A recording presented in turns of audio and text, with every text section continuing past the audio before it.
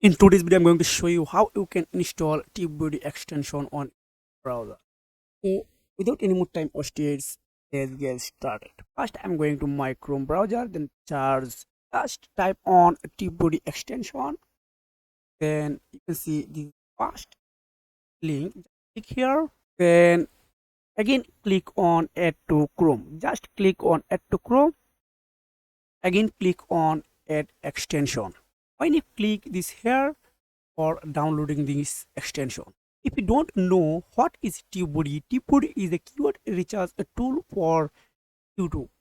This tool created for only keyword recharge for YouTube. Wow, my tool are already downloaded. So now I need for login here. Just click this icon, then again click I have read this terms and condition, then again click on sign in with Google. Just click here. Wow, my login are successful here. So going to YouTube, you can see TubeBuddy extension already added on my YouTube channel.